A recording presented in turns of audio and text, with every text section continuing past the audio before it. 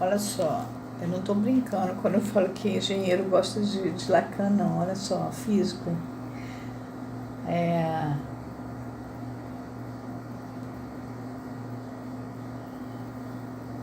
Universo não local. Robert Nadeau and Menas Cafatos. Editado pela Oxford University Press. Um é físico e o outro, o Menas Cafatos, é um físico e professor interdisciplinar de ciências em George Mason University. E o Robert Nadeau é um historiador da ciência e professor em inglês em George Mason University. Os dois escreveram isso aqui. Eles leem Lacan, citam Lacan. É muito bom esse livro. De física. Universo não local. Então, quando eu peguei a engenharia para explodir pedreira, não foi nada demais. Eu já conheci cosmólogo também, que estudava Lacan. Aliás, foi por causa disso que eu acabei editando um livro, que estava guardado na gaveta há 10 anos. Enfim, vamos continuar. Essa técnica que eu acabei de falar para vocês, que o engenheiro me deu a ideia, exigiria, do parágrafo 34, tanto para ser ensinada quanto para ser aprendida, uma profunda assimilação dos recursos da língua. A gente tem que saber os recursos da língua, porque você vai ter que parar num certo momento, né? Qual é o pedaço que você vai usar para poder fazer aquele catador, cativo, cativeiro, enfim. A que hora você vai fazer esse uso, né? E especialmente dos que se realizam concretamente em seus textos poéticos. Freud, não sei se vocês sabem, foi premiado com a Gradiva de Jensen. Era um texto belíssimo que mereceu um prêmio de literatura. Quer dizer, além de cientista, além de ter criado a psicanálise sozinho, praticamente.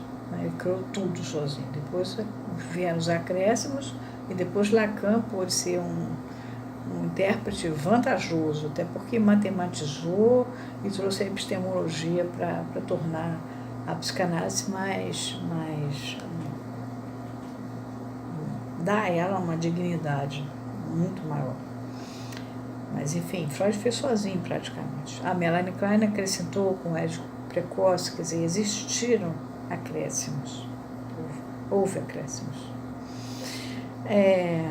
Sabemos que foi esse o caso de Freud com relação aos textos poéticos. Quanto às letras alemãs, Freud escrevia num alemão, segundo quem entende alemão, belíssimo.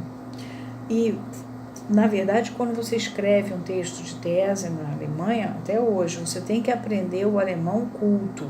Você não pode escrever uma tese na Alemanha com um alemão vulgar. Seria ótimo se aqui no Brasil as pessoas fossem obrigadas a aprender o português culto, né? Ficava muito mais charmosa a tese. Mas não tem essa obrigação. Os professores falam errado, a gente ainda está muito atrasado. A Alemanha, depois que arrebentou o muro, fez um sistema de educação muito interessante. Sabemos que esse foi o caso de Freud quanto às letras alemãs, incluindo-se nelas o teatro de Shakespeare, em virtude de uma tradução ímpar. Além disso, eu queria lembrar vocês que a Ana Moore falava em inglês. Toda a sua obra, a obra do Freud, é testemunho disso. É belíssimo realmente o texto do Freud. Ao mesmo tempo, a tradução, por mais defeitos que tenha, não tem como você não perceber que ele tem uma densidade de texto elegante. Toda a sua obra é testemunho disso, ao mesmo tempo que do recurso que ele encontra incessantemente ali, não menos em sua técnica do que em sua descoberta. A técnica, vocês sabem que foi a associação livre que ele alcançou. A descoberta foi que o inconsciente, e existe, e o sujeito inconsciente fala, e não tem nada a ver com o eu que é uma coisa, mas o sujeito inconsciente vai detonando esse eu através de todas as possibilidades sintomáticas que ele tem. Então ele descentra o homem também. Essa é a descoberta do Freud. E sem prejuízo do apoio de um conhecimento clássico dos antigos. Freud tanto sabia os gregos, a mitologia grega, o efeito que um canto de Aedo causava, que tinha a força de um retorno de recalcado. Vocês veem a descrição do retorno do recalcado, por exemplo, quando ele trabalha com Breuer, naquele caso da Ana O, e ele descreve, a força que vinha no retorno do recalcado.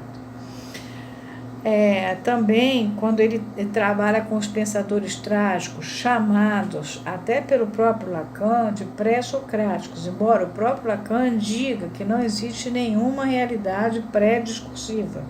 Toda realidade se funda a partir de um determinado momento. Os pensadores trágicos não eram pré-socráticos, eles eram trágicos. Eles não eram. Eles eram muito diferentes do Sócrates. E eles falavam numa linguagem simples. Por exemplo, os porcos se banham na lama. O arco tem por nome a vida, tem por obra a morte. Ele vai descobrir a associação livre, é essa simplicidade da associação livre, como ele vai também pegar de Empédocles a teoria pulsional. Então, todo esse saber dos antigos. E também de uma iniciação moderna no folclore. Ele vai usar também o folclore judaico, e de onde ele vai tirar os xixes e suas relações com o consciente. E de uma participação interessada nas conquistas do humanismo contemporâneo no campo da etnografia. Por exemplo, ele vai escrever Totem e Tabu.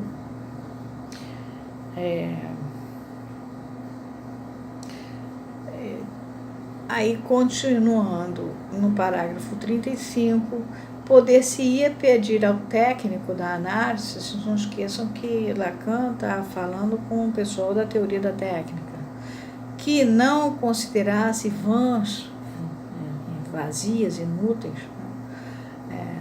sem sentido, todas as tentativas de acompanhá-lo nesse caminho. Ele vai acompanhar o técnico da análise.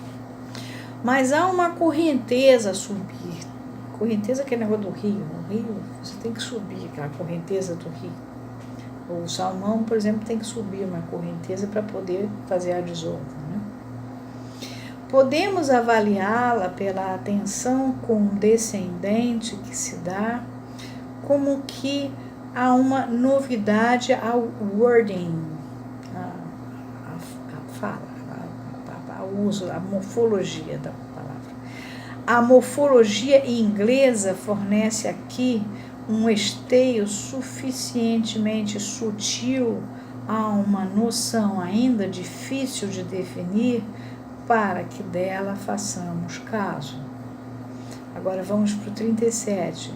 O que ela abarca, essa morfologia inglesa, no entanto, é pouco encorajador quando um autor, trata-se de Ernest Chris, Ego, Psychology and Interpretation, Psychoanalytic Quarterly, 20, número 1, janeiro de 1951, páginas 15 a 29, conferir o trecho citado nas páginas 27 a 28.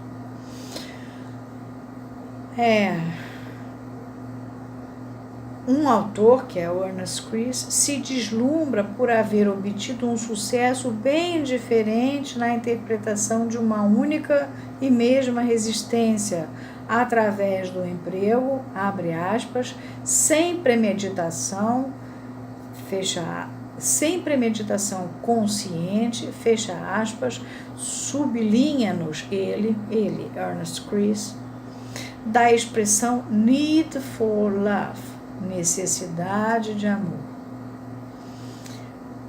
em lugar de demand for love, demanda de amor, que ele propusera antes, sem enxergar mais longe. É ele quem o esclarece.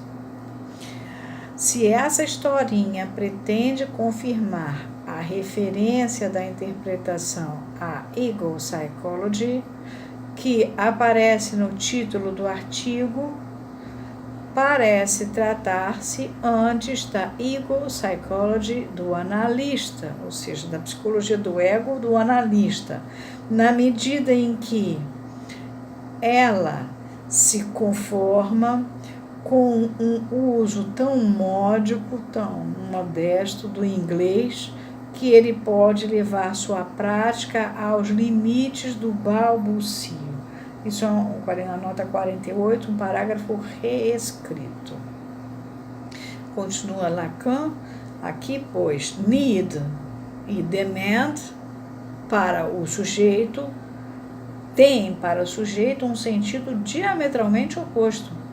E afirmar que seu emprego possa ser confundido por um instante sequer equivale a desconhecer radicalmente a intimação da fala. Claro, uma coisa é necessidade, I need.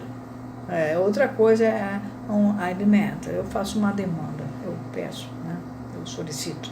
É completamente diferente. Mas o Chris bota no mesmo saco. Hartman, Chris e Levinstein eram os caras da teoria do ego. Quando você lê ego em francês, sai ego. Ego é igual. Eles tornavam tudo igual. Aqui tem uma insinuação. E Lacan, ele é muito atento ao Chris, aos enganos do Chris. Né? Vocês vão ver isso em outros textos. Bom, vou parar aqui no parágrafo 38, por causa do tempo.